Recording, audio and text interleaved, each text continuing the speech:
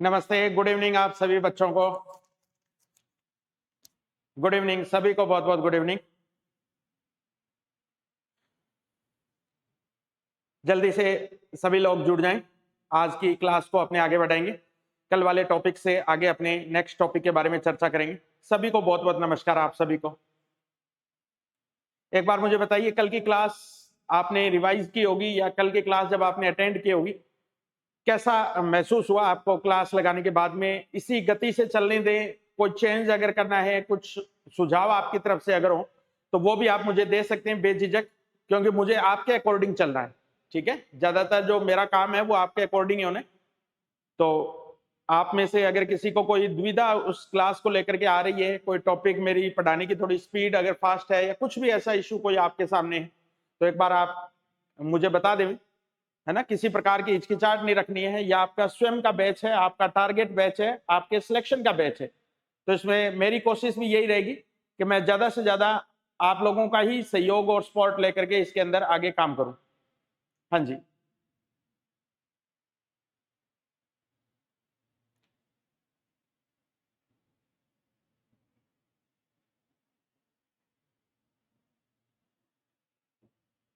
चलो thank you. अच्छी class थी, आप सभी को ठीक लगी।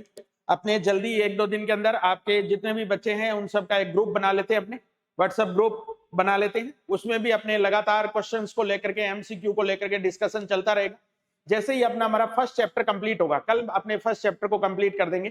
फर्स्ट चैप्टर कंप्लीट होने के साथ ही हम एक एमसीक्यू क्वेश्चन की क्लास रखेंगे, जिसमें लगभग 20-30 जो भी स्टैंडर्ड क्वेश्चन उस टॉपिक में से बन सकते हैं वो सारे क्वेश्चन अपने सॉल्व करेंगे। तो ऐसे ही हम आगे बढ़ेंगे हर एक पार्ट को कवर करते हुए, जिसमें पहले टॉपिक को कंप्लीट करेंगे, आप रिवीजन करेंगे उसी क्लास का, और फिर अपने बेटर तरीके से एमसीक्यू जो है उसको सॉल्व करेंगे। ठीक है, हाँ जी, चलिए थैंक यू आप सभी को, धन्यवाद सभी को, बहुत बहुत धन्यवाद। चलें आज की क्लास की अपनी स्टार्टिंग करें, आप सब लोगों की इजाजत हो तो। किसी की कोई क्वेरी क्वेश्चन हो तो आप कमेंट में लिख दीजिएगा। मैं जैसे ही क्लास देखूंगा उसके बाद में तुरंत अपने उसके ऊपर भी डिस्कशन कर लेंगे।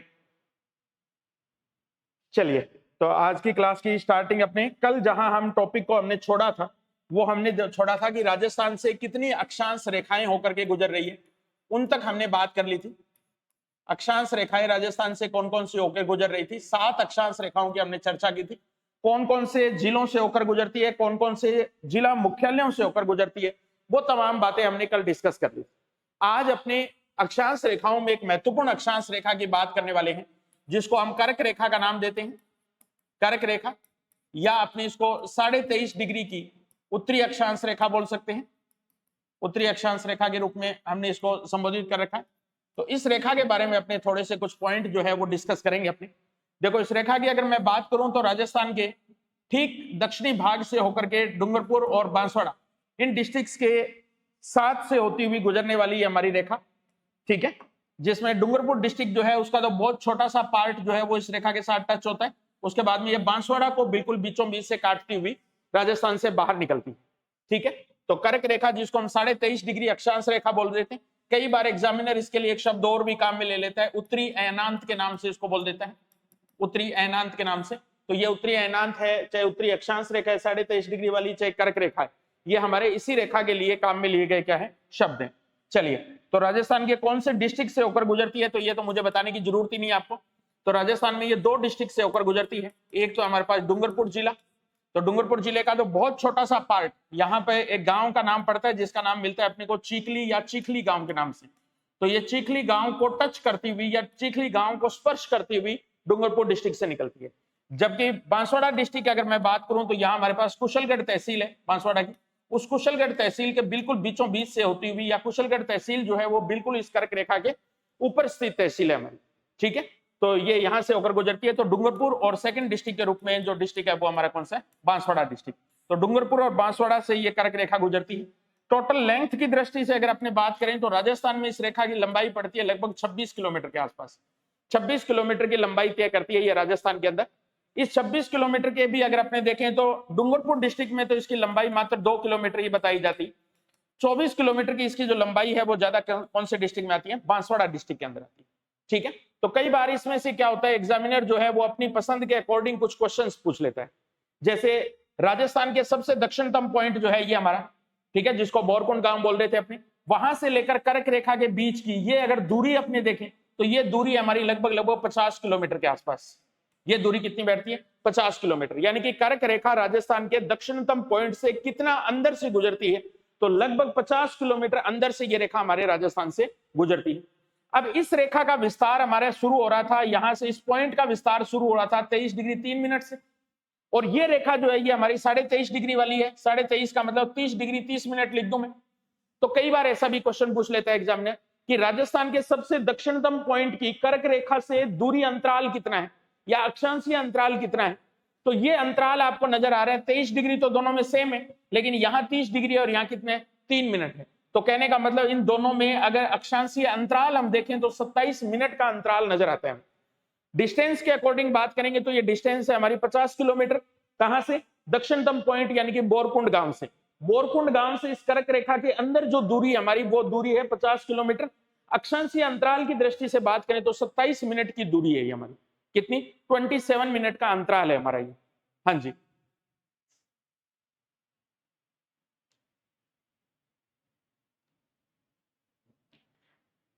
हाँ कोई बात नहीं, पीडीएफ जरूर आपको मैं आज ही उपलब्ध कराऊंगा। कल अपने पहली क्लास थी तो थोड़ी सी कल वाली क्लास बाद में चली नहीं, कोई ना, आज ये एक एक करके सब चीजें सॉल्व कर लेंगे। आज ही मैं जो आपकी क्वेरीज है ना इनको दूर कर देता हूँ। क्लास आज मैं रिकॉर्डेड उसके अंदर डाल देता हूँ। कल वाली जो हमारी क्लास थी इसका रिकॉर्डेड फॉर्म आज ही मैं फोल्डर के अंदर डाल देता हूँ, आप वहां से इसको प्ले कर लेना। डाउनलोड का ऑप्शन भी ऑन कर देता हूँ, आप क्लास को डाउनलोड भी कर लेना, ठीक है। चलिए, तो यहां हम बात कर रहे थे 23 डिग्री 3 मिनट से लेकर 23.5 डिग्री यानी कि 23 डिग्री 30 मिनट के आसपास।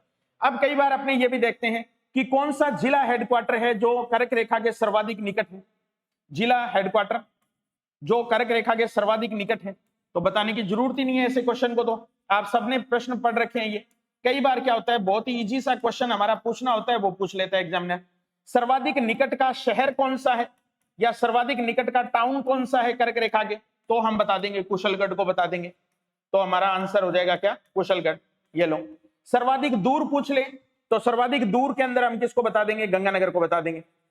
अगर आपसे पूछे कर्क रेखा से हमारा सर्वाधिक दूर का जिला हेडक्वार्टर कौन सा है, तो फिर हमारे राजस्थान का सबसे उत्तरतम जिला जिसको अपने बोलते हैं गंगानगर डिस्ट्रिक्ट, तो ये राजस्थान का कर्क रेखा से सबसे हाईएस्ट पीक वाला जो या सबसे दूरस्थ वाला जो डिस्ट्रिक्ट हेडक्वार्टर है वो हमारा।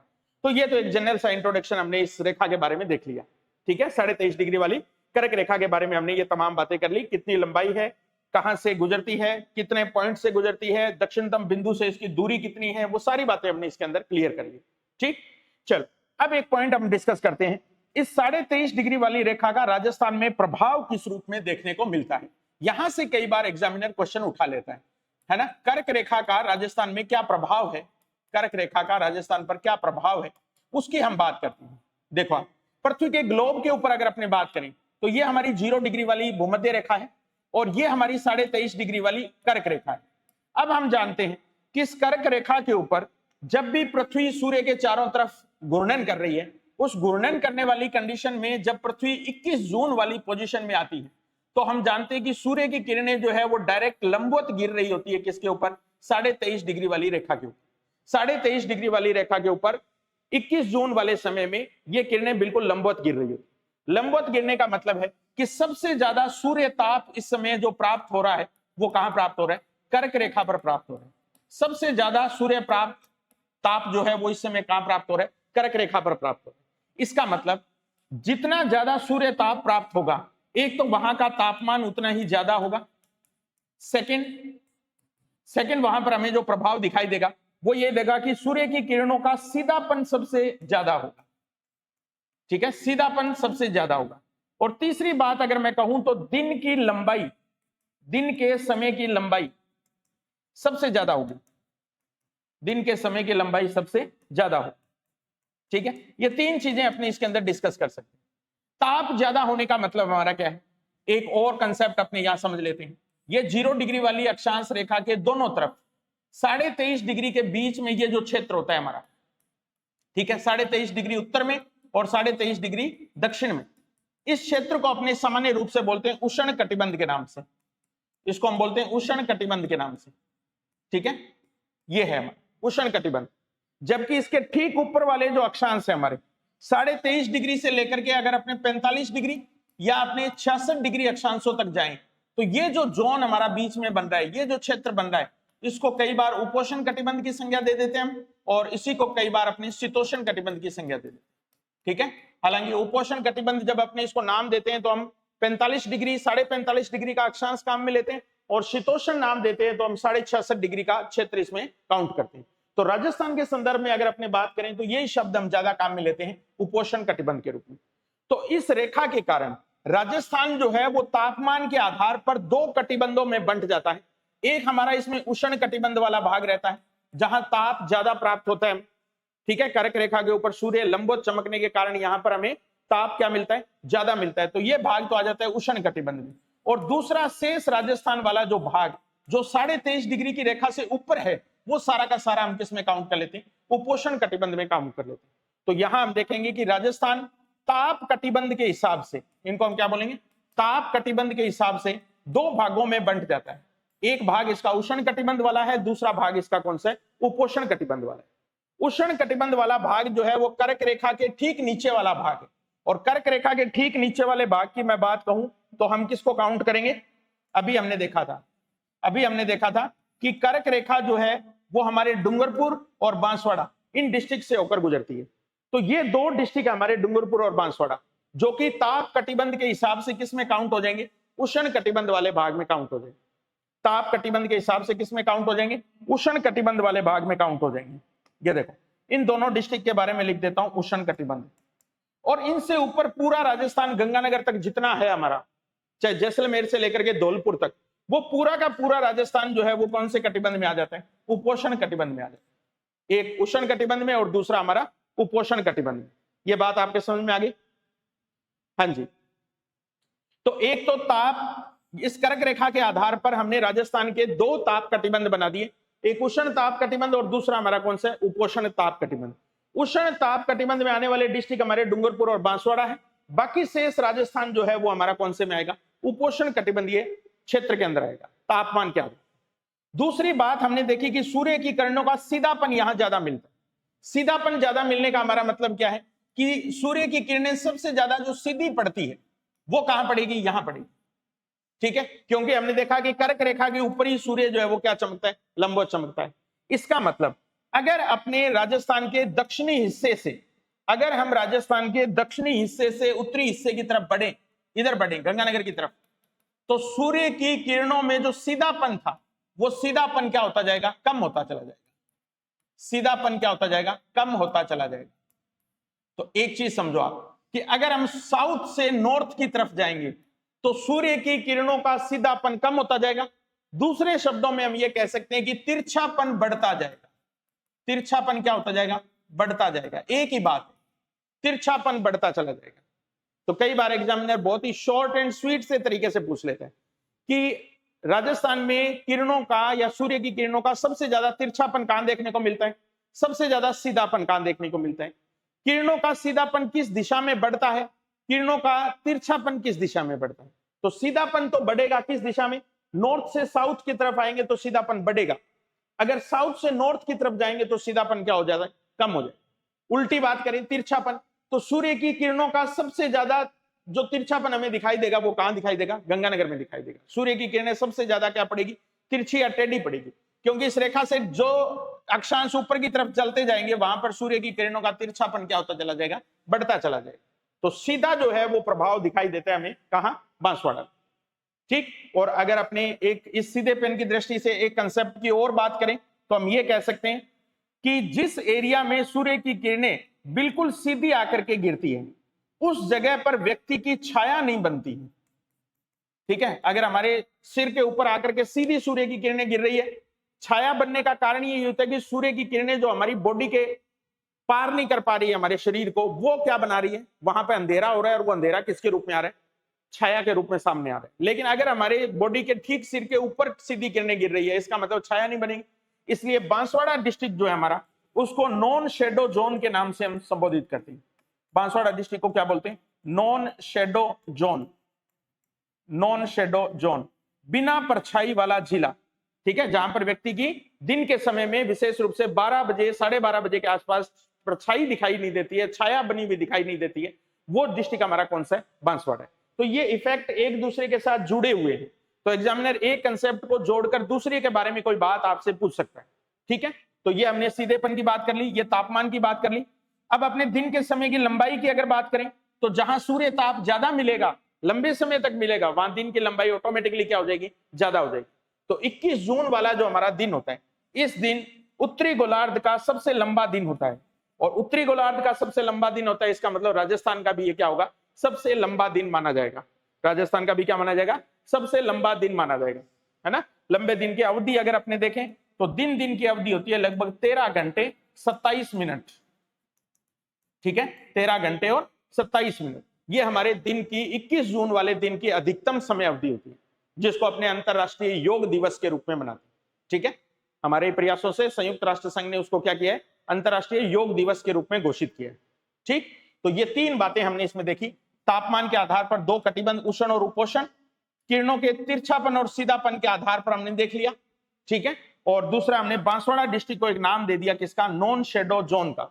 दूसरा, दिन की अवधि की जब हमने बात की तो सबसे लंबी अवधि वाला दिन हमारा 21 जून, 13 घंटे और 27 मिनट की ये जो अवधि है, ये सबसे लंबे दिन की अवधि के रूप में हमारी जानी जाती है, ठीक है। तो ये हमारा प्रभाव जो है वो राजस्थान के ऊपर किसके रूप में दिखाई देता है? कर्क रेखा के रूप में इसका प्रभाव दिखाई देता है, ठीक। अब ये वाले जो पॉइंट है इनको थोड़े से ध्यान से समझना है ना, इनके ऊपर एक दो क्वेश्चन बनाते हैं अपने, और फिर अपने इसके बात करते हैं। देखो, अगर मैं आपसे एक क्वेश्चन पूछूं, एक क्वेश्चन की फॉर्म में अपने एक क्वेश्चन की बात करते हैं, राजस्थान के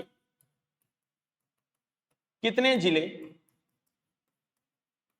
केवल उष्ण कटिबंध में स्थित है? केवल उष्ण कटिबंध में स्थित है, ठीक है। आपको आंसर बताना है। 2 डिस्ट्रिक्ट, 41 डिस्ट्रिक्ट, 39 डिस्ट्रिक्ट या 0 डिस्ट्रिक्ट? बताइए, आंसर बताइए आप इसका। इस तरीके के क्वेश्चन आपसे एग्जामिनर पेपर के अंदर पूछ सकता है, ठीक है। थोड़े से फॉर्मुलेटिव टाइप के क्वेश्चन पूछ सकता है। वेरी गुड इवनिंग तमन्ना, बहुत बहुत स्वागत है आपका। चलिए बताइए, आप इसका आंसर निकालने की कोशिश कीजिए।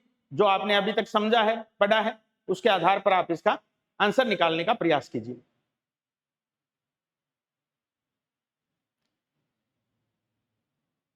हाँ जी, 2 डिस्ट्रिक्ट आपने आंसर दिया, वेरी गुड। चलिए बताइए, और भी लोग प्रयास कीजिए। जितने लोग ऑनलाइन हैं आप सभी इसका आंसर देने की कोशिश कीजिए। कोई बात नहीं, अपना आंसर ज्यादा से ज्यादा क्या होगा? सही गलत की परिभाषा में आ जाएगा, बस इससे ज्यादा तो कुछ नहीं होना है। कीजिए, आप प्रयास कीजिए। 2 डिस्ट्रिक्ट आपने आंसर दिया, बिल्कुल सही, बिल्कुल सभी ने आंसर 2 डिस्ट्रिक्ट दिया इसका, ठीक है। ऐसी ही गलतियां बच्चों वहां नहीं करनी है हमें, ठीक है। ऐसी ही गलतियां वहां पे नहीं करनी है अपने को, बस इस चीज का अपने को ध्यान रखना है। ये कंसेप्ट ही मुझे आपको समझाने हैं, बाकी पढ़ी हुई चीजें आपकी सारी है ना। लेकिन मैं बस इतनी ही बातें आपसे डिस्कस करूंगा कि कैसे आप पेपर के अंदर एग्जामिनर की लैंग्वेज को नहीं समझ पाते हैं। आपको लगता है कि हमने जो पढ़ा है ना वही अल्टीमेट है, वही लास्ट है, उसके अंदर कोई चेंज नहीं हो सकता। तो इस बात को अपने को मान के नहीं चलना है, ठीक है। इस बात को मान के नहीं चलना है कि हमने जितना पढ़ा है उसी में से एग्जामिनर ने सारे सवाल पूछे हैं, ये नहीं मानना है अपने को, ठीक है। तो इसका राइट आंसर जो है वो है हमारे पास 0, ठीक, राइट आंसर 0 है। अब आप कहोगे सर राइट आंसर 0 कैसे हुआ? आपसे ये पूछा जा रहा है कि राजस्थान के वो जिले बताने हैं आपको जो केवल उष्ण कटिबंध में स्थित है। केवल उष्ण कटिबंध का मतलब कि वहां दूसरा कोई कटिबंध नहीं है।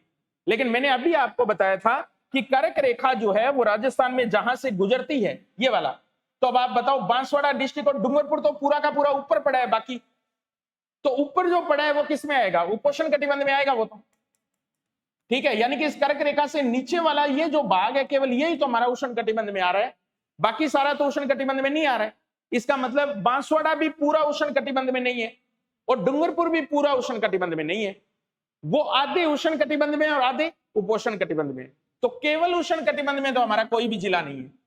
हाँ, अगर ये केवल शब्द नहीं होता यहां पर ऐसे पूछता कि राजस्थान के कितने जिले उष्ण कटिबंध में आते हैं, तो आपका उत्तर ठीक था, 2 बिल्कुल सही उत्तर होता। लेकिन उसने केवल शब्द जोड़ करके आपसे पेपर में क्वेश्चन की लैंग्वेज बदलवा दी, और आप समझ रहे हैं कि वही 2 जिले। तो इसी वजह से ये क्वेश्चन मैंने पूछा। यहाँ पर अपने को 4 प्रश्न बनेंगे और चारों का अपने को उत्तर थोड़ा सा ध्यान होना चाहिए। अब आपके समझ में आ जाएगी बात। अगर मैं यही आपसे क्वेश्चन पूछ लूं कि राजस्थान के कितने जिले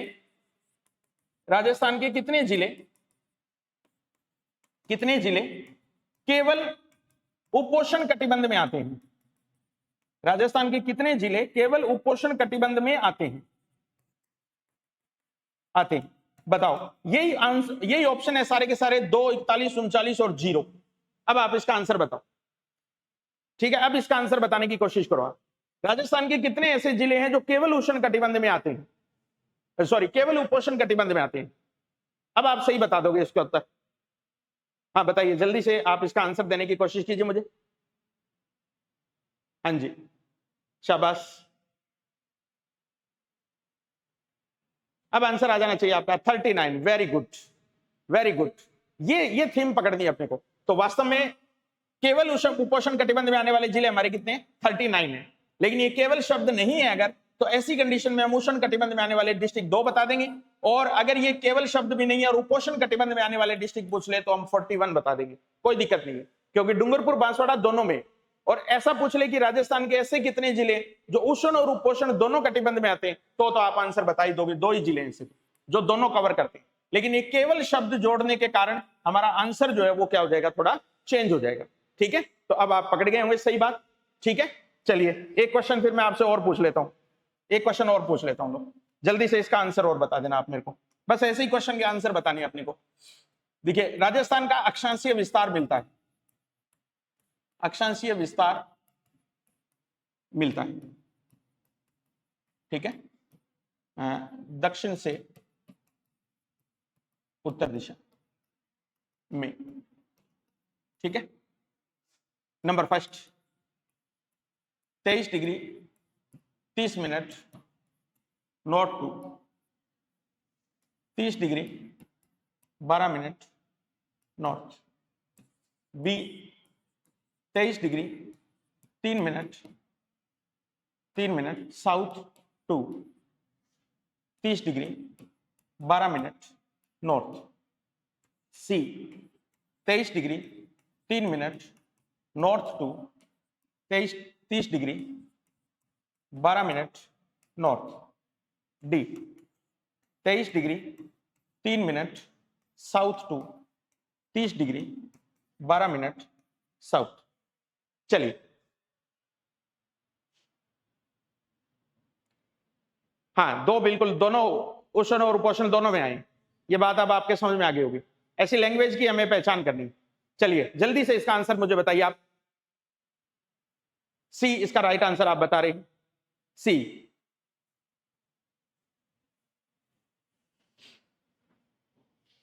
शाबाश।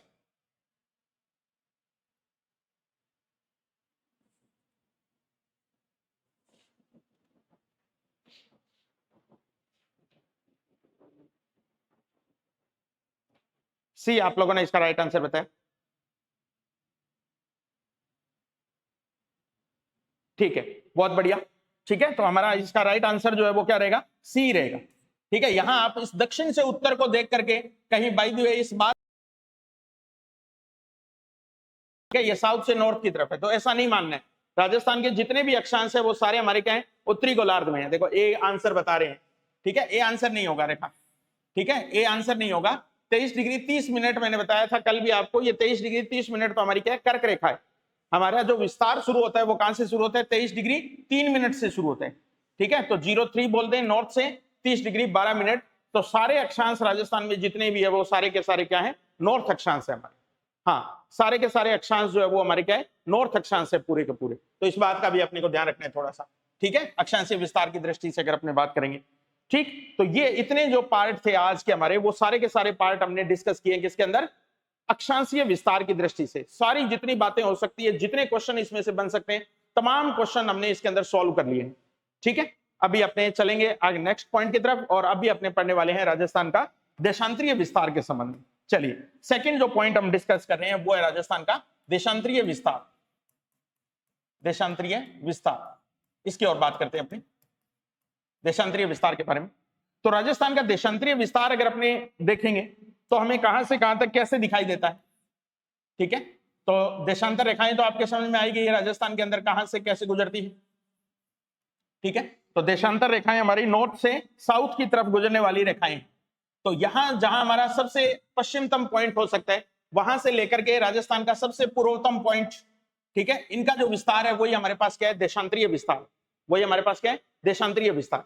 तो राजस्थान का देशांतरीय विस्तार जिस रेखा के साथ शुरू होता है, बताइए उस रेखा को कौन सी देशांतर रेखा बोलेंगे अपने, और कौन से गोलार्ध की देशांतर रेखा होगी, वो कौन से गोलार्ध की देशांतर रेखा होगी, ठीक है। तो पूर्वी गोलार्ध में लिया था हमने देशांतरीय विस्तार की दृष्टि से सारा का सारा। तो 69 डिग्री 30 मिनट से हमारा देशांतरीय विस्तार शुरू होता है, यानी कि हमारी पश्चिमी देशांतर रेखा जो है, सॉरी सबसे पश्चिम की जो देशांतर रेखा है वो हमारी कौन सी होगी, 69 डिग्री और 30 मिनट की देशांतर रेखा होगी, ठीक है। कहां से, 69 डिग्री और 30 मिनट की हमारी देशांतर रेखा होगी। अब यहां से शुरू होने के बाद में हमारा देशांतरीय विस्तार राजस्थान के विभिन्न जिलों से गुजरता हुआ कहां तक जाता है, धौलपुर तक जाता है। कहां तक, धौलपुर तक जाता है। और धौलपुर में जाकर के लास्ट जो हमारी देशांतर रेखा गुजर रही है उसका पॉइंट है हमारा 78 डिग्री 17 मिनट पूर्वी देशांतर। तो ये भी हमारा पूर्वी देशांतर है और ये भी हमारा कौन सा देशांतर है, पूर्वी देशांतर। तो हमारा 69 डिग्री 30 मिनट से लेकर के 78 डिग्री 17 मिनट के बीच में हमारा क्या मिलता है, देशांतरीय विस्तार मिलता है। तो इसकी कुछ बातें अपने साथ के साथ नोट करते जाते हैं, फिर आगे अपने बात करेंगे, ठीक है। 69 डिग्री 30 मिनट से 78 डिग्री 17 मिनट पूर्वी देशांतर के बीच में हमारा क्या मिलता है, विस्तार मिलता है, ठीक है।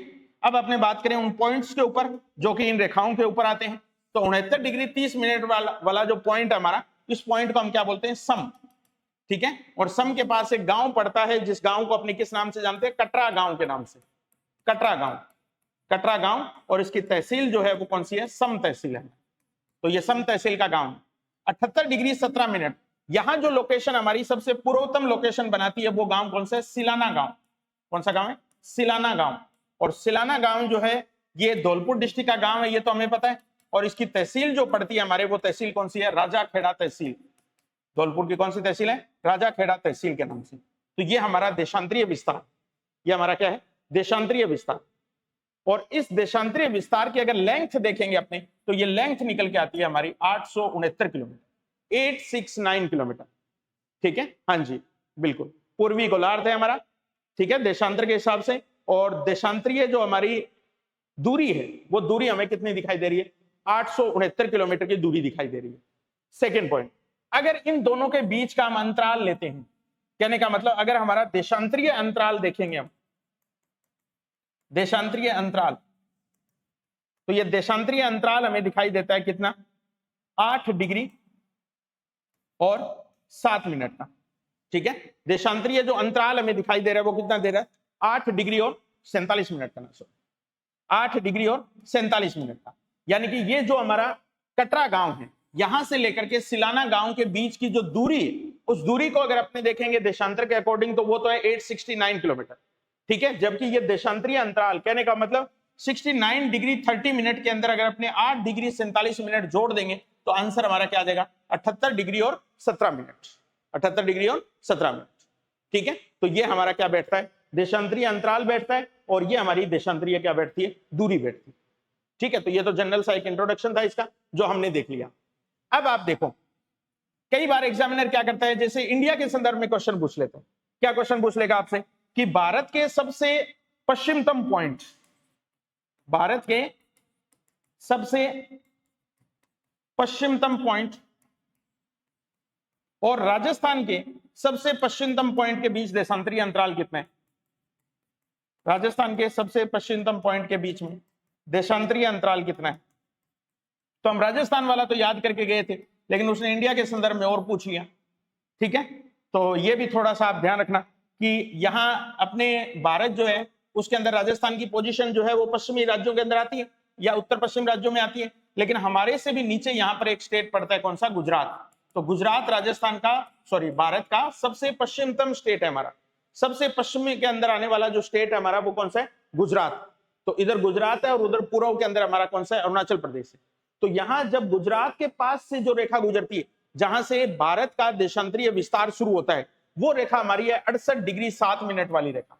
ये रेखा कौन सी है? 68 डिग्री 7 मिनट की रेखा है। और हमारा विस्तार आगे कहां तक है? 69 डिग्री और 30 मिनट।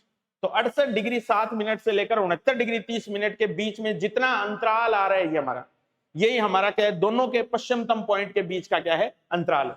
यही दोनों के पश्चिमतम पॉइंट के बीच का क्या है? अंतराल है। तो ये लगभग दोनों को अगर घटाएंगे तो ये अंतराल निकल कर आएगा 1 डिग्री 23 मिनट का।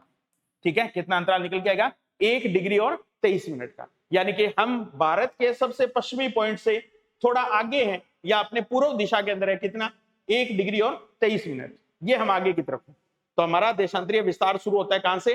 68 डिग्री और 69 डिग्री और 30 मिनट के। ठीक, चलिए अब अपने बात करते हैं कि राजस्थान से कितनी देशांतर रेखाएं गुजरती हैं। ये तो हमने सारी बातें देख ली। अब नेक्स्ट पॉइंट में हम डिस्कस कर रहे हैं कि राजस्थान से कितनी देशांतर रेखाएं गुजरती हैं। अब बताइए आप मेरे को, 8 गुजरती है कि 9 गुजरती है, कितनी गुजरती है? देशांतर रेखाएं राजस्थान से कितनी गुजरती है? देशांतर रेखाएं कुल कितनी गुजरती है? बताइए। 8 डिग्री 47 मिनट कैसे हुआ? दीपिका, ये 60 मिनट लेके चलना है अपने को, है ना? आप 100 मान के चल रहे हो, 100 नहीं मानना है। 1 डिग्री में कितनी मिनट है? 60 मिनट। 1 डिग्री में मिनट आपको 60 माननी है, 100 नहीं माननी है। 100 मानोगे तो गड़बड़ चलोगे। हाँ, बताइए कितनी देशांतर रेखाएं राजस्थान से होकर गुजरती है?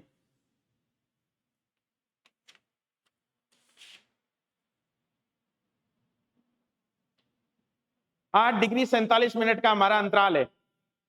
बताइए कितनी गुजरती होगी? 8 गुजरती है या 9 गुजरती है? 8 गुजरती है या 9 गुजरती है? आप काउंट करके देखें एक बार।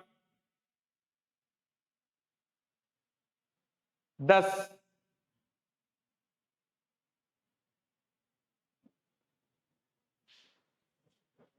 हाँ, ऐसे क्वेश्चन में गलतियां मत करना आप, ठीक है? ऐसे क्वेश्चन में गलतियां नहीं करनी है। आप 69 डिग्री को 7 क्यों गिन रहे हैं? या तो आप 69 डिग्री को 7 गिन रहे हैं तब 10 बता रहे हैं। 69 डिग्री तो पीछे रह गए भाई। ये देखो 69 डिग्री से तो हम आगे आ चुके हैं 30 मिनट। इसका मतलब 69 डिग्री वाली देशांतर रेखा हमारे राजस्थान से नहीं गुजर रही है। हाँ, 9 है। 69 डिग्री को आपको साथ में काउंट नहीं करना है, जैसे हमने 23 डिग्री को काउंट नहीं किया था। क्यों नहीं किया था? क्योंकि हम 23 डिग्री से ऊपर हैं ऑलरेडी। 23.5 डिग्री 3 मिनट से हम शुरू कर रहे हैं। तो 23 डिग्री वाली अक्षांश रेखा राजस्थान से नहीं गुजरी। तो पहला अक्षांश जो राजस्थान से गुजरता है वो 24 डिग्री वाला है। तो वैसे ही पहली देशांतर रेखा जो राजस्थान से गुजरेगी वो 70 डिग्री वाली होगी। 70 से लेकर 78 तक, ये 78 से हम आगे हैं। इसका मतलब 78 वाली तो हमारी गुजरेगी। तो 8 वो हो गई और 1 हमारी ये हो गई, 9 हो गई। ठीक है, तो देशांतर रेखाएं जो राजस्थान से गुजरती है टोटल वो कितनी गुजरती है? 9 गुजरती है। अब पहली देशांतर रेखा जो राजस्थान से गुजरती है वो कौन सी है? 70 डिग्री देशांतर रेखा है हमारी। कौन सी? 70 डिग्री। दूसरी आगे अब क्रमानुसार अपने बढ़ते जाएंगे। 71 डिग्री, तीसरी 72 डिग्री, चौथी 73 डिग्री। उसके बाद में नंबर 4 पे जो गुजरेगी वो हमारी होगी, सॉरी 5 पर जो गुजरेगी वो हमारी होगी 74 डिग्री। अब कुछ बातें अपने जैसे अक्षांशों में डिस्कस की थी वैसी ही बातें हम यहां भी डिस्कस करेंगे, लेकिन अक्षांश वाली ज्यादा इंपॉर्टेंट थी इसलिए वो पेपर में भी हमेशा ज्यादा पूछी जाती है। ये देशांतर रेखाएं आपसे पेपर में कम ही पूछी जाएगी, ठीक है, लेकिन फिर भी इनका मोटा मोटा सा एक आइडिया अपने ले रहे हैं, और वो आइडिया केवल हम लेंगे जिला मुख्यालयों को लेकर। ठीक है, यानी कि जिला मुख्यालयों से होकर के कौन सी देशांतर रेखाएं कौन से जिला मुख्यालय से होकर गुजरती है, बस ये बात अपने को थोड़ी इसमें समझनी है। ठीक है, सिर्फ जिला मुख्यालय बताऊंगा मैं आपको। देखो 70 डिग्री वाली देशांतर रेखा जो है ये गुजर तो रही है जैसलमेर से। ठीक है, 70 डिग्री वाली देशांतर रेखा केवल जैसलमेर जिले से होकर गुजरती है और किसी भी जिले से होकर नहीं गुजरती। तो केवल एक ही जिले से गुजरने वाली देशांतर रेखा है हमारी कौन सी? 70 डिग्री। लेकिन जब हम बात करें डिस्ट्रिक्ट हेडक्वार्टर की कि डिस्ट्रिक्ट हेडक्वार्टर इसके ऊपर कौन सा आता है, तो 70 डिग्री के ऊपर कोई डिस्ट्रिक्ट हेडक्वार्टर हमारा नहीं आता। 70 डिग्री के ऊपर कोई डिस्ट्रिक्ट हेडक्वार्टर हमारे नहीं आता, और ये देशांतर रेखा केवल जैसलमेर जिले से होकर गुजरती है। ठीक है, केवल जैसलमेर जिले से होकर गुजरती है। तो डिस्ट्रिक्ट हेडक्वार्टर तो कोई नहीं है इसके ऊपर, कोई नहीं है 70 डिग्री के ऊपर। लेकिन एक डिस्ट्रिक्ट जिससे ये होकर गुजरती है वो कौन सा है? जैसलमेर डिस्ट्रिक्ट है। इसी प्रकार से ये 78 डिग्री वाली जो हमारी देशांतर रेखा है, इसके ऊपर भी डिस्ट्रिक्ट हेडक्वार्टर कोई नहीं है हमारा, लेकिन ये राजस्थान के केवल एक ही जिले से होकर गुजरती है। किससे? धौलपुर से। धौलपुर से। तो आपसे पूछ लेगा कि राजस्थान की वो कौन सी दो देशांतर रेखाएं हैं जो केवल एक एक जिले से ही होकर गुजरती है, केवल एक जिले से ही होकर पास होती है? तो उसके अंदर हम कौन से बता देंगे? 70 डिग्री वाली बता देंगे जो केवल जैसलमेर से गुजरती है, दूसरी तरफ 78 डिग्री वाली बता देंगे जो केवल धौलपुर से गुजरती है। दोनों के ऊपर ही किसी प्रकार का कोई डिस्ट्रिक्ट हेडक्वार्टर, हाँ ठीक है, तो केवल एक एक जिलों से गुजरने वाली हमारी क्या है? देशांतर रेखाएं हैं ये दोनों।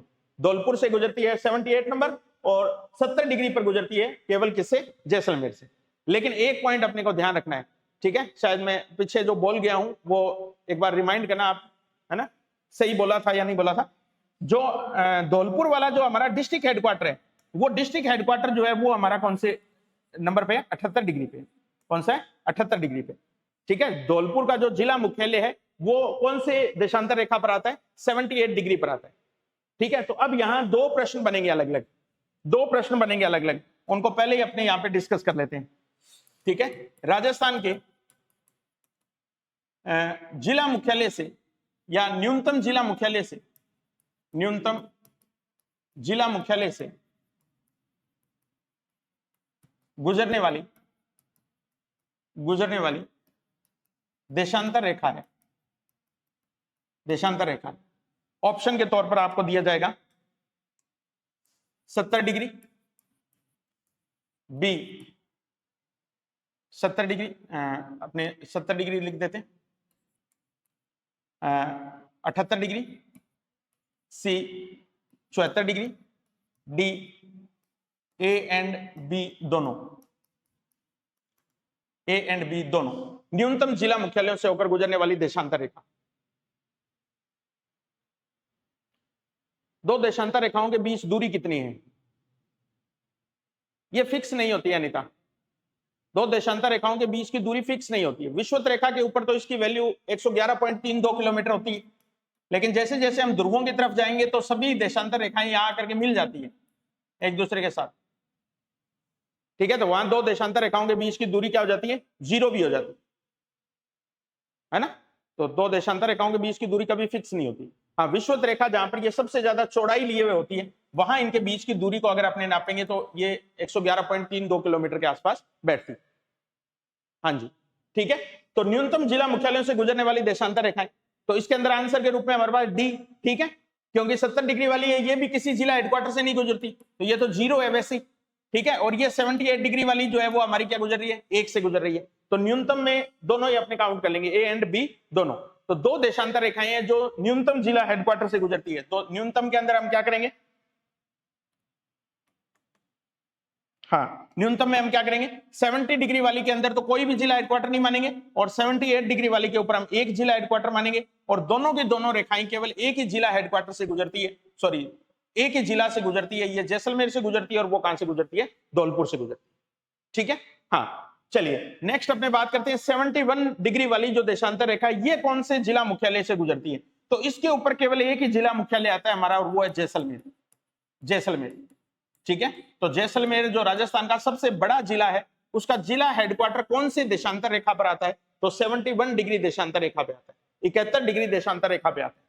चलिए इसके बाद बात करते हैं 72 डिग्री देशांतर रेखा, ये राजस्थान के कौन से जिले से होकर गुजरती है? तो इसमें पहले तो कोई भी जिला शामिल नहीं था, लेकिन नए जिले बनने के बाद में बालोतरा जो जिला है हमारा, उसका जो जिला हेडक्वार्टर है वो कितने डिग्री पर है? 72 डिग्री पर।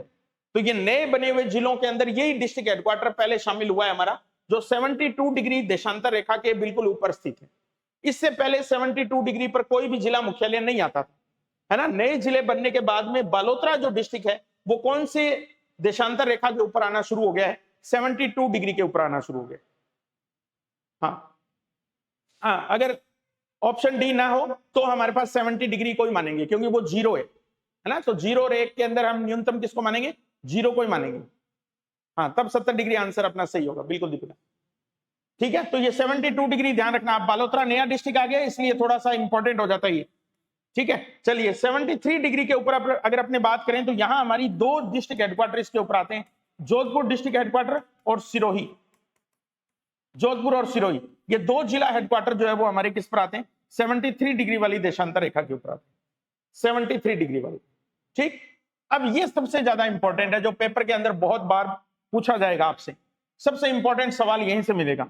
देखो आप, ये एक तो हमारा केंद्रीय देशांतर हो गया, जैसे हमने केंद्रीय अक्षांश लिया था हमारा 27 डिग्री, वैसे ये केंद्रीय देशांतर की अगर मैं बात करूं तो 4 नीचे से छोड़ दो और 4 ऊपर से छोड़ दो, ठीक है, तो ये बीच में आ गया, देखो 74 डिग्री वाला, तो ये हमारा केंद्रीय देशांतर है। यानी कि राजस्थान को 2 बराबर भागों में बांटने वाला देशांतर कौन सा है, 2 बराबर भागों में बांटने वाला देशांतर कौन सा है हमारा, तो हम कौन सा बताएंगे, 74 डिग्री वाला बताएंगे। सेकंड बात देखो, सबसे लंबा देशांतर राजस्थान के अंदर कौन सा गुजरता है, तो सबसे लंबा देशांतर भी हमारा यही हो गया, कौन सा, 74 डिग्री वाला। फिर हम बात करें राजस्थान के सर्वाधिक जिलों से होकर गुजरने वाला देशांतर कौन सा है, सर्वाधिक जिलों से होकर गुजरने वाला देशांतर कौन सा है, तो भी हम 74 डिग्री को ही बताएंगे। राजस्थान के सर्वाधिक जिला मुख्यालयों से होकर गुजरने वाला देशांतर कौन सा है, डिस्ट्रिक्ट हेडक्वार्टर से होकर गुजरने वाला देशांतर कौन सा है, तो भी हम 74 डिग्री को ही बताएंगे। ठीक है, तो 74 डिग्री देशांतर जो है, इसके बारे में 5 महत्वपूर्ण बातें होंगी हमारे पास। ये राजस्थान का केंद्रीय देशांतर है, मध्यवर्ती देशांतर है, जो राजस्थान को 2 बराबर भागों में बांटता है, नंबर 1 बात। सेकंड, ये राजस्थान का सबसे लंबा देशांतर है, जबकि अक्षांश जब हमने किए थे तो यहां 2 अलग अलग बातें की थी हमने। सबसे ज्यादा जिलों से होकर गुजरने वाला अक्षांश 25 डिग्री था हमारा, जबकि सबसे लंबा अक्षांश, या मैं कहूं राजस्थान का केंद्रीय अक्षांश, तो हमने बात बताई थी 27 डिग्री अक्षांश की। लेकिन यहां देशांतर वाले मामलों में सारी जिम्मेदारी एक ही देशांतर के ऊपर है, किस पे, 74 डिग्री के ऊपर है ये सारी जिम्मेदारी, कितने पे, 74 डिग्री के ऊपर।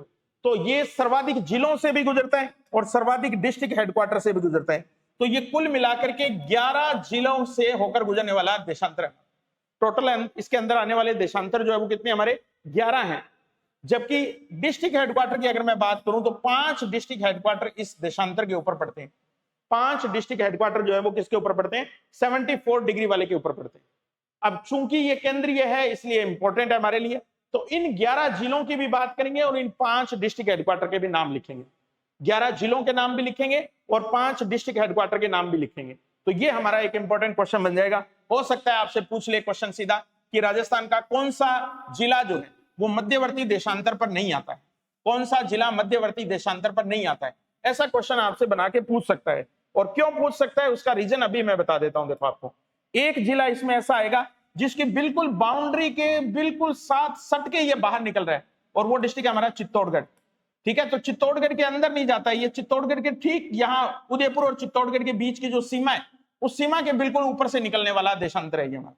तो अभी मैं नाम लिख देता हूं, 74 डिग्री का जो देशांतर है वो राजस्थान के कौन कौन से जिलों से गुजरता है। तो सबसे पहले तो आपको बीकानेर संभाग के 4 जिले लेने हैं। ये लो, बीकानेर संभाग आ गया पूरा का पूरा। अब मैं जिलों के नाम नहीं लिखूंगा, आप खुद ही याद कर लो इसको। गंगानगर, हनुमानगढ़, बीकानेर, चूरू, 4 तो ये सीधे सीधे याद हो जाएंगे आपको, तो 4 तो वहीं हमने समाप्त कर दिए। फिर जब अपने चूरू से नीचे उतरेंगे, ठीक है, तो हमें 2 डिस्ट्रिक्ट और लेने हैं जिनके अंदर से ये होकर गुजरता है। एक हमने ले लेना है नागौर डिस्ट्रिक्ट और एक ले लेना है ब्यावर डिस्ट्रिक्ट। तो 2 जिले ये राजस्थान के मध्यवर्ती से आने वाले जिले हैं। कौन कौन से, नागौर और ब्यावर के रूप में 2 ये मध्य में ले लेने। उसके बाद में आपको नीचे की तरफ आएंगे तो मेवाड़ के डिस्ट्रिक्ट लेने हैं, राजसमंद डिस्ट्रिक्ट, उदयपुर डिस्ट्रिक्ट, नया बना हुआ Salumbar district, Dungarpur district, Banswara district. ये 5 नीचे वाले लेने हैं, 5 नीचे वाले लेने हैं आपको, राजसमंद, उदयपुर, सलूम्बर, डूंगरपुर, बांसवाड़ा। ये लो 2 बीच वाले लेने अपने को, नागौर और ब्यावर, और 4 उत्तर वाले लेने अपने को, बीकानेर संभाग वाले जिले। 4 और 6 और 5 कितने हो गए, 11। तो टोटल 74 डिग्री वाला जो हमारा देशांतर है वो कितने जिलों हेडक्वार्टर से, सॉरी कितने जिलों से होकर के गुजरता है, 11 जिलों से होकर गुजरता है, जिसमें बीकानेर संभाग के 4 डिस्ट्रिक्ट ले लेने हैं। नागौर के साथ नया बना हुआ डिस्ट्रिक्ट, पहले पाली को काउंट करते थे, अब पाली को बाहर कर देने, पाली वाली वो तहसीलें अब किस में आ गई है, ब्यावर में आ गई है दोनों, तो ब्यावर इसमें शामिल हो जाएगा। बाकी नीचे की तरफ आएंगे तो राजसमंद और उदयपुर, और जैसा मैंने बताया उदयपुर, चित्तौड़गढ़ इसमें शामिल नहीं है। ठीक है, चित्तौड़गढ़ की बिल्कुल सीमा को टच करता हुआ निकलता है, तो चित्तौड़गढ़ के अंदर नहीं जाता ये देशांतर, और नीचे वाले फिर उदयपुर से अलग होकर के बना हुआ डिस्ट्रिक्ट कौन सा, सलूम्बर डिस्ट्रिक्ट, और उसके आगे वाले दोनों डिस्ट्रिक्ट हमारे कौन से, डूंगरपुर और बांसवाड़ा डिस्ट्रिक्ट। कौन कौन से, डूंगरपुर और बांसवाड़ा डिस्ट्रिक्ट। याद रख लोगे, बताइए याद रख लोगे? हाँ जी ठीक है, ठीक है। चलिए अब अपने बात कर लेते हैं इसमें से डिस्ट्रिक्ट हेडक्वार्टर कौन कौन से सिलेक्ट करने हैं अपने को। डिस्ट्रिक्ट हेडक्वार्टर कौन कौन से सिलेक्ट करेंगे, तो बीकानेर संभाग में से केवल आप एक डिस्ट्रिक्ट ले लो, कौन सा, गंगानगर। ये लो गंगानगर, इसमें तो केवल एक ही शामिल करना है गंगानगर को। यहां हमें केवल एक ही डिस्ट्रिक्ट लेना है, नागौर। ऊपर गंगानगर ले लिया, फिर नागौर ले लिया। अब 3 जिले हमें इनमें से लेने हैं, 3 जिले हमें किसमें से लेने हैं, इन 5 जिलों में से लेने हैं। तो इसमें एक डिस्ट्रिक्ट तो ले लो आप सीधा सीधा राजसमंद, एक डिस्ट्रिक्ट तो ले लो कौन सा, राजसमंद, एक डिस्ट्रिक्ट ले लो उदयपुर, और एक डिस्ट्रिक्ट ले लो डूंगरपुर। तो डिस्ट्रिक्ट हेडक्वार्टर की जब बात करेंगे तो हमारे पास कितने डिस्ट्रिक्ट हेडक्वार्टर आएंगे इसके अंदर, 5। तो सर्वाधिक जिला मुख्यालयों से होकर गुजरने वाला जो अक्षांश, सर्वाधिक जिला मुख्यालयों से होकर गुजरने वाला जो देशांतर है वो हमारा 74 डिग्री है, जो कि 5 जिला मुख्यालयों से गुजरता है। यही सेम स्थिति अक्षांश में भी थी हमारी, वहां भी इतने ही जिला हेडक्वार्टर से हमारा मध्यवर्ती अक्षांश गुजरता था। ठीक है, सॉरी 25 डिग्री वाला अक्षांश गुजरता था। तो ये 5 डिस्ट्रिक्ट है इसके अंदर। तो एक आपने को ऊपर से लेना है, बीकानेर संभाग से गंगानगर ले लिया, नीचे वाले बीच वालों से एक लेना है नागौर, और नीचे वालों में से 3 लेने हैं, राजसमंद, उदयपुर और डूंगरपुर। तो ये 5 डिस्ट्रिक्ट हेडक्वार्टर जो है वो किस पे आते हैं, 74 डिग्री वाले पे आते हैं, 74 डिग्री पे। तो 74 डिग्री के बारे में जितनी तमाम बातें, वो सारी की सारी बातें अपनी क्लियर होनी चाहिए। बताओ क्लियर है या नहीं, एक बार मेरे को बता दो आप। हाँ, इन डिस्ट्रिक्ट्स को थोड़ा सा दिमाग में सेट रखने की कोशिश करनी है, ट्रिकी फॉर्म में कैसे भी इनको याद करने की कोशिश करनी है आपको, है ना। बहुत ज्यादा मैप मूप के चक्कर में नहीं पड़ना है। मैप बनाओ फिर आप भूल जाते हो मैप के अंदर भी कि क्या भरा था मैंने, है ना। ठीक है, चलिए अब बात करते हैं अपने 75 डिग्री के ऊपर कौन कौन से डिस्ट्रिक्ट हेडक्वार्टर आते हैं हमारे। तो 75 डिग्री के ऊपर एक तो चूरू डिस्ट्रिक्ट हेडक्वार्टर आता है हमारा, सेकंड सीकर डिस्ट्रिक्ट हेडक्वार्टर आता है इसके ऊपर, और तीसरा नीचे की तरफ जाने पर प्रतापगढ़ हमारा डिस्ट्रिक्ट हेडक्वार्टर आता है। तो चूरू, सीकर और प्रतापगढ़ ये एक ही देशांतर पर स्थित हमारे डिस्ट्रिक्ट हेडक्वार्टर है। चूरू, सीकर और प्रतापगढ़ एक ही डिस्ट्रिक्ट हेडक्वार्टर या एक ही देशांतर के ऊपर स्थित हमारे क्या है, डिस्ट्रिक्ट हेडक्वार्टर है।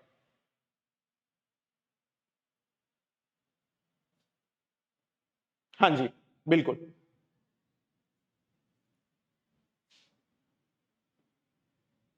हम्म,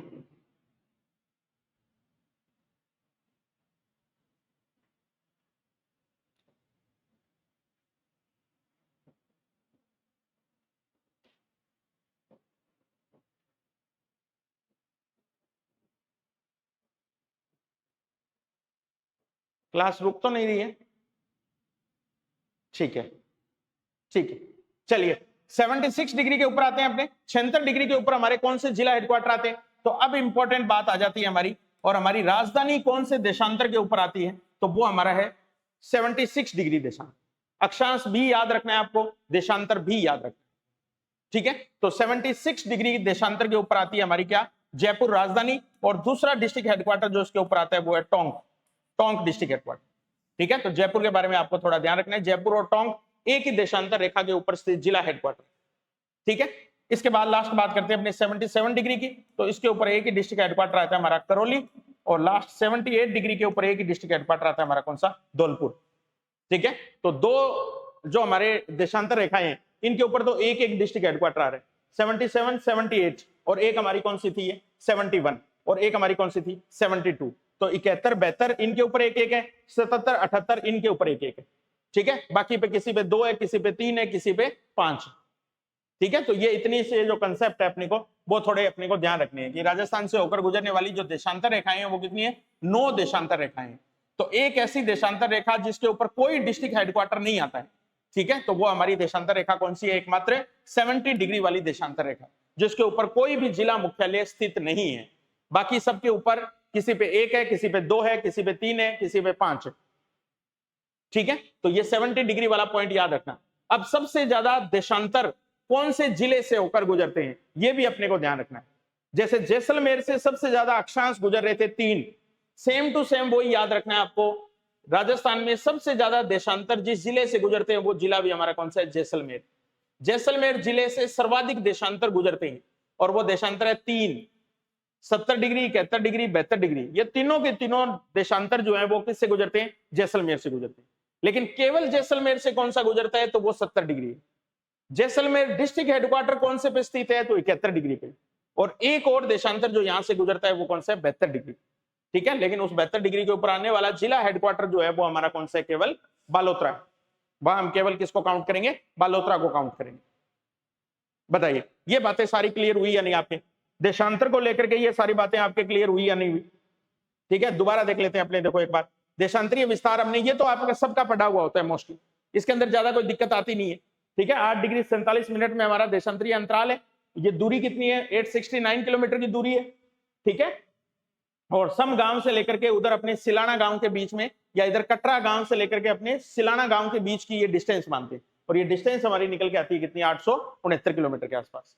ठीक है, अब अपने आगे बात कर रहे थे कि राजस्थान से होकर गुजरने वाले जो देशांतर हैं वो हमारे कितने हैं? 9 हैं।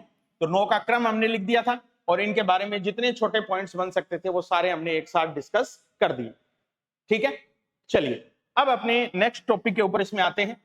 ठीक है, ये 74 डिग्री आप विशेष रूप से याद रखिएगा, 74 डिग्री को याद रखना है आपको विशेष रूप से। अब अपने बात करते हैं अक्षांशीय और देशांतरीय अंतराल की। ठीक है, या अपने ये कह देते हैं अंतराल कितना है हमारा? अंतराल कितना है? अंतराल किस किस में देखेंगे अपने? नंबर ए पे तो देख लेते हैं अपने, अक्षांशीय और देशांतरीय अंतराल में कितना अंतर है? अक्षांशीय और देशांतरीय अंतराल में कितना अंतर है? एक बात तो ये बतानी, कई बार पेपर में प्रश्न पूछ लेता है। दूसरा हम देखेंगे कि नॉर्थ टू साउथ, यानी कि उत्तर से दक्षिण और पूर्व से पश्चिम, वेस्ट टू ईस्ट के बीच दूरी अंतराल कितना है? यह भी पूछ लेता है। तीसरा, मध्यवर्ती अक्षांश, मध्यवर्ती अक्षांश और मध्यवर्ती देशांतर, और मध्यवर्ती देशांतर कहां क्रॉस करते हैं? कहां क्रॉस करते हैं, यानी कि एक दूसरे को काटते हैं। मध्यवर्ती अक्षांश हमारा और मध्यवर्ती देशांतर हमारा, कहने का मतलब मध्यवर्ती अक्षांश का मतलब 27 डिग्री वाला अक्षांश, और मध्यवर्ती देशांतर का मतलब 74 डिग्री वाला देशांतर हमारा। ये दोनों एक दूसरे को किस पॉइंट के ऊपर कट करते हैं, वो डिस्ट्रिक्ट हमारा कौन सा है और वो स्थान हमारा कौन सा है, इसको लेकर के भी कई बार एग्जामिनर क्वेश्चन पूछता है। ठीक है, तो अभी हमने बताया था कि हमारा देशांतरीय अंतराल जो है ये कितने है? 8 डिग्री और 47 मिनट में। देशांतरीय अंतराल हमारा कितना है? 8 डिग्री और 47 मिनट का है। अक्षांशीय अंतराल कितना था? तो कल ही हमने डिस्कस किया था 7 डिग्री और 9 मिनट।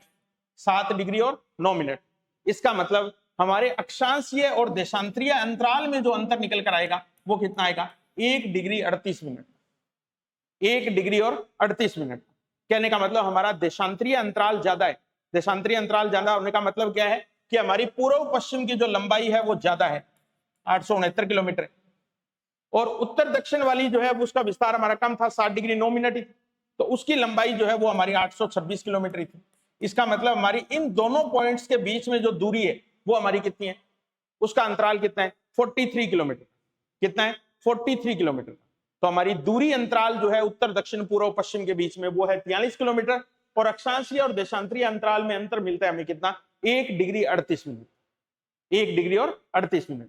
ये बात आपको दोनों क्लियर है? ठीक है, अक्षांशीय अंतराल हमारा 7 डिग्री 9 मिनट का था, कल ही हमने देखा था, और आज हमने देखा देशांतरीय अंतराल हमारा कितने है? 8 डिग्री और 47 मिनट का। इन दोनों का अंतर निकालेंगे तो ये अंतर कितना आता है? 1 डिग्री 38 मिनट का अंतर आता है। 1 डिग्री और 38 मिनट का अंतर आएगा। और दूसरा, अगर उत्तर दक्षिण और पूर्व पश्चिम की जो हमारी दूरी है उसमें अंतराल देखेंगे तो ये अंतराल हमारा कितना है? 43 किलोमीटर। ठीक, अब अपने बात करते हैं हमारा मध्यवर्ती देशांतर और मध्यवर्ती अक्षांश हमारा किस पॉइंट के ऊपर काटते हैं। तो जिस पॉइंट के ऊपर काटते हैं इसको लेकर के दो महत्वपूर्ण नाम हमारे सामने आते हैं। दोनों के दोनों नाम नागौर डिस्ट्रिक्ट से संबंधित है। तो नागौर हमारा मध्यवर्ती जिला है। एक बात तो ये ध्यान रखने अपने को, राजस्थान का सबसे मध्यवर्ती जिला जो है वो हमारा कौन सा है? मिड वाला जिला जो है वो कौन सा है? हमारा नागौर जिला, जो कि बिल्कुल सेंटर में है, मिड में। मिड में होने का मतलब हमारा क्या है कि मध्यवर्ती अक्षांश और मध्यवर्ती देशांतर दोनों एक दूसरे को क्रॉस करते हैं। लेकिन जब बात आती है उस स्थान के बारे में कि मध्यवर्ती स्थान कौन सा है हमारा, तो यहां हमारे सामने दो नाम आते हैं। एक गांव का नाम आता है लंपोलाई गांव के नाम से, कई बार इसको किताबों में लापोलाई गांव भी लिखा मिल जाएगा आपको, लापोलाई, और एक गांव का नाम आता है गगराना गांव के नाम से, गगराना, गगराना गांव के नाम से। ठीक है, तो पुराना जो नाम हम किताबों में या हमारे जो मानचित्र बनाने वाले जो संस्थान है उनके द्वारा जो मध्यवर्ती गांव बताया गया था या मध्यवर्ती स्थान बताया गया था वो तो बताया गया था लामपोलाई को।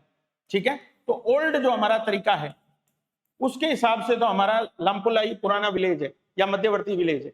लेकिन अभी वर्तमान में हमारे पास टेक्नोलॉजी ऐसी आ गई है कि हम सैटेलाइट से आसानी से सर्वे कर सकते हैं और सैटेलाइट से ये देख सकते हैं कि एग्जैक्ट पोजीशन कौन से गांव में है, एग्जैक्ट पोजीशन कौन से गांव में है। तो अगर अपने सैटेलाइट सर्वे के आधार पर बात करें तो राजस्थान का मध्यवर्ती गांव कौन सा है, गगराना गांव। ठीक है, गगराना गांव, और उधर पुराने वाले हिसाब से देखें तो कौन सा है, लामपोलाई। तो अगर एग्जामिनर आपसे स्पेशल मेंशन करवा रहा है कि सैटेलाइट सर्वे के अनुसार राजस्थान का मध्यवर्ती गांव कौन सा है तो हम गगराना को ही बताएंगे, लामपोलाई को नहीं बताएंगे। ठीक है, हाँ, लामपोलाई दोनों ऑप्शन में कभी नहीं देगा आपको। ठीक है, अगर दे भी दे बाय द वे ऐसा कोई क्वेश्चन तो अपने गगराना को ही सही करेंगे। ठीक है, लामपोलाई को सही नहीं करेंगे। लामपोलाई तो हमारा मैप के अकॉर्डिंग वैसे ही कट करता हुआ स्थान है, लेकिन सैटेलाइट से तो 1 इंच जगह का भी पता चल जाता है कि कौन सा स्थान कौन सी पोजीशन के ऊपर। तो गगराना गांव सैटेलाइट सर्वे के अकॉर्डिंग है और लामपोलाई हमारे पुराने सर्वे के हिसाब से बीच वाला गांव। हाँ, गगराना गांव, दोनों के दोनों गांव मेड़ता तहसील के गांव है। नागौर की कौन सी तहसील के गांव है, मेड़ता तहसील के गांव है दोनों के दोनों। तो राजस्थान की मध्यवर्ती तहसील कौन सी है, तो मेड़ता तहसील है। मध्यवर्ती जिला कौन सा है, तो नागौर डिस्ट्रिक्ट। स्थान की बात करें तो लामपोलाई हो सकता है या फिर दूसरा कौन सा हो सकता है, गगराना गांव हो सकता है। कौन सा, गगराना गांव। हाँ जी, बिल्कुल, हाँ, यही बात अपने को ध्यान रखनी है गगराना गांव की और इसके बारे में। ठीक है, चलो अब अपने लास्ट इसके अंदर एक पॉइंट और डिस्कशन करते हैं और वो पॉइंट है हमारा विकिरणीय अंतराल को लेकर के। राजस्थान का विकिरणीय विस्तार कितना है उसकी हम बात कर लेते हैं।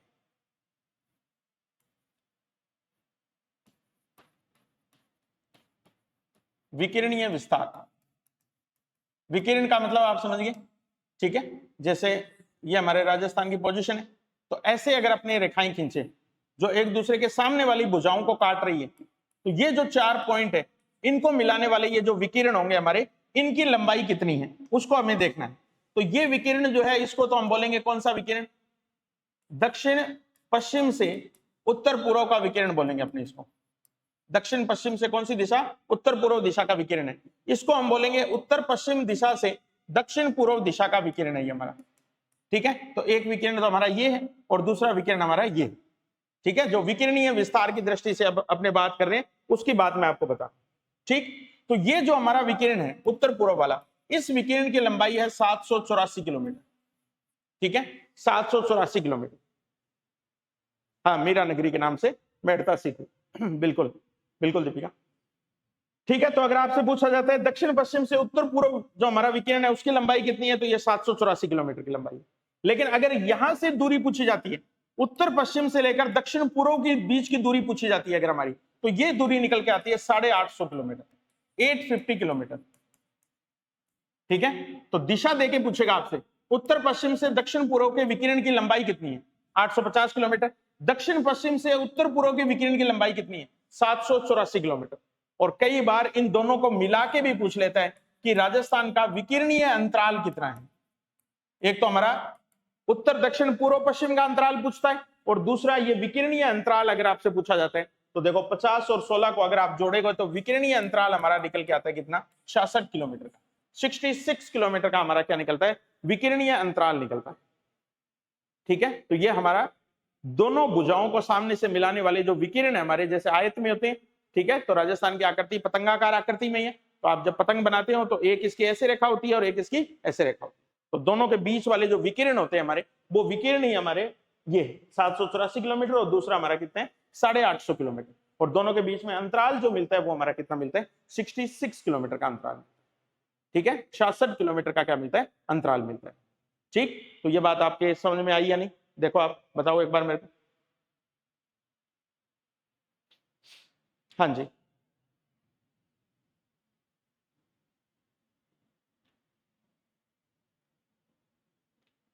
बताओ ये बात आपको क्लियर हुई।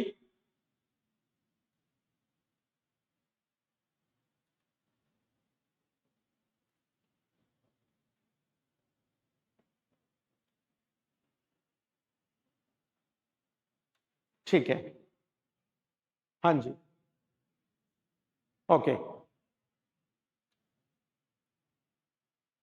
ठीक। चलो, अब एक अंतिम पॉइंट हमारा जो रह गया है वो है कि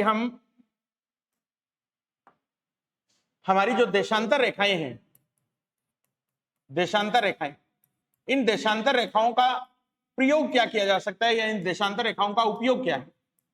तो सबसे इंपॉर्टेंट बात यह कि देशांतर रेखाओं का उपयोग समय गणना में किया जाता है। देशांतर रेखाओं का प्रयोग करते हुए हम टाइम की कैलकुलेशन करते हैं, समय गणना करते हैं। तो समय गणना की दृष्टि से, अगर राजस्थान की दृष्टि से हम बात करेंगे तो देशांतर रेखाओं का क्या प्रयोग हो सकता है, इसकी हम बात करते हैं। देखो, अभी हमने देखा देशांतर रेखा जो अपने जैसलमेर से होकर के गुजर रही है, ठीक जैसलमेर को टच करती हुई निकल रही है, ये हमारी कौन सी है, 69 डिग्री 30 मिनट की देशांतर रेखा है।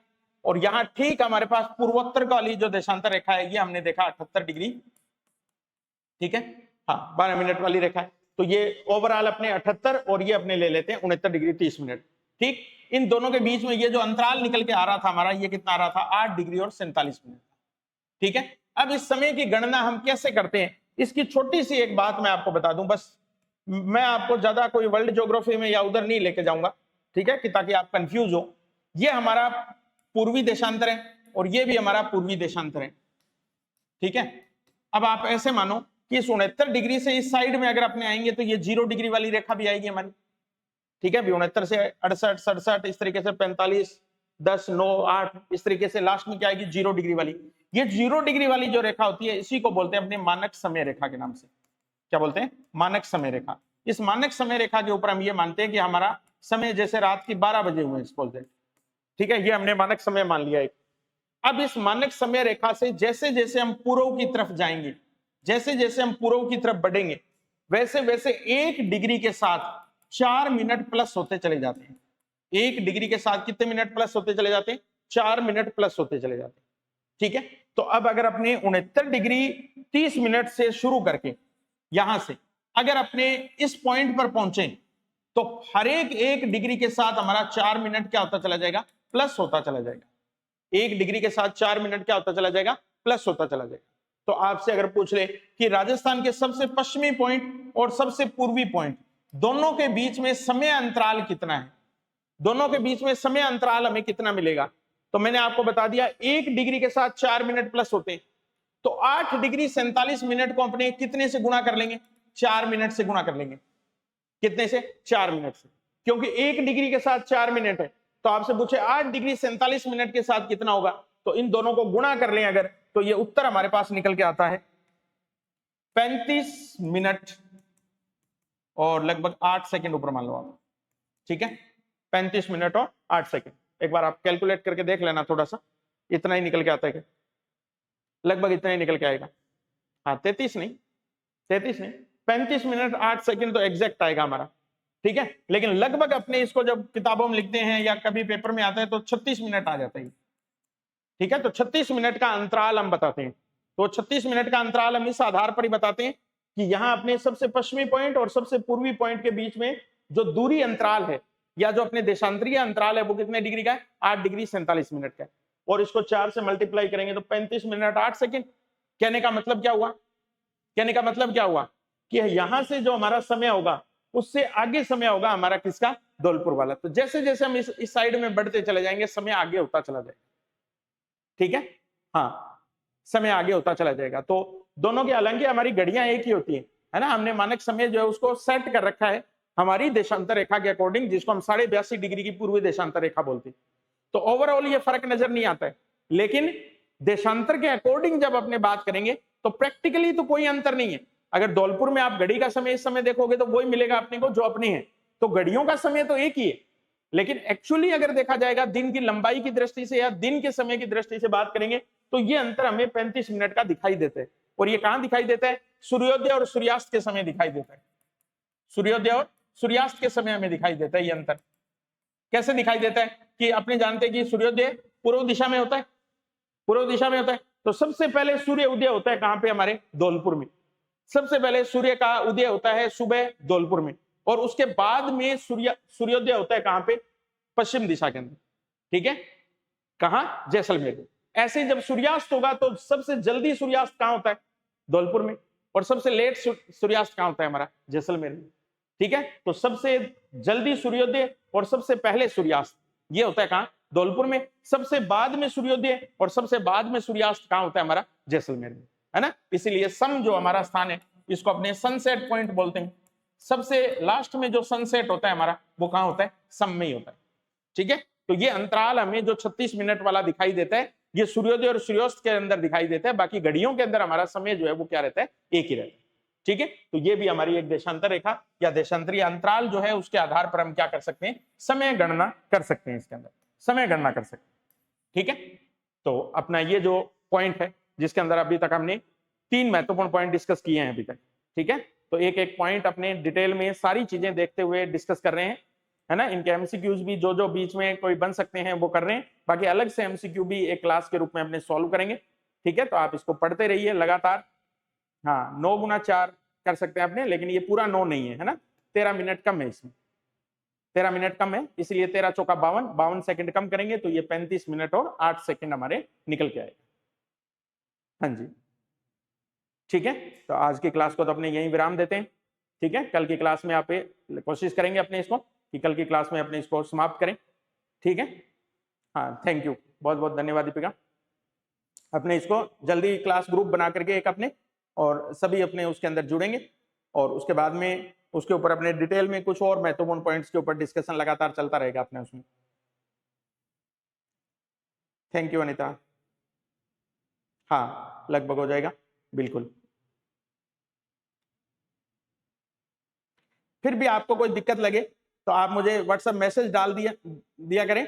कोई भी क्लास से रिलेटेड को अगर आपको ऐसा लगता है कि ये चीज नहीं आ पाई है अभी तक, चाहे पीडीएफ हो, कई बार क्या होता है मेरा भी इतना बिजी शेड्यूल रहता है कि कोई चीजें कई बार स्किप हो जाती है दिमाग से मेरे, तो आप रिमाइंड करवा दिया करें। ऐसा मत सोचा करें कि सर क्या सोचेंगे। ठीक है, हाँ, मैं आप ही लोगों के लिए हूँ, बिल्कुल। पीडीएफ में आप ही डाल देता हूँ इसकी। कल वाले चैप्टर की भी सेव है अपने पास और इसकी भी, दोनों पीडीएफ जो है वो अभी ऐप में इंस्टॉल कर देंगे अपने, बिल्कुल।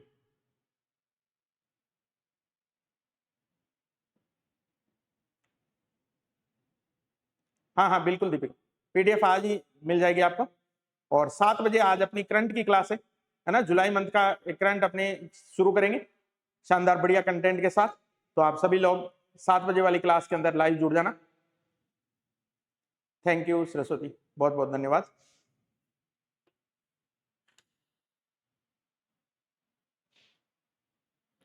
सिलेबस आरपीएससी ने डाल दिया क्या? हाँ, हो सकता है, क्योंकि मैंने व्हाट्सएप वगैरह चेक नहीं किया अभी, ग्रुप्स वगैरह, तो शायद डाल भी दिया होगा क्योंकि आवेदन शुरू हो चुके थे। तो सिलेबस तो मेरे हिसाब से कोई चेंज तो नहीं किया होगा, खैर लगभग वही होगा सिलेबस तो।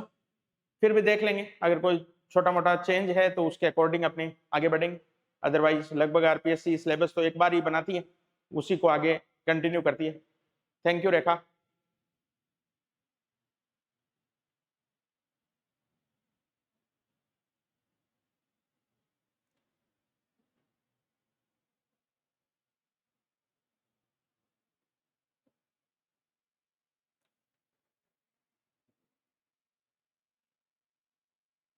चलिए ठीक है, आप पढ़िए और मिलते हैं अपने नेक्स्ट क्लास में नेक्स्ट टॉपिक के साथ। Thank you.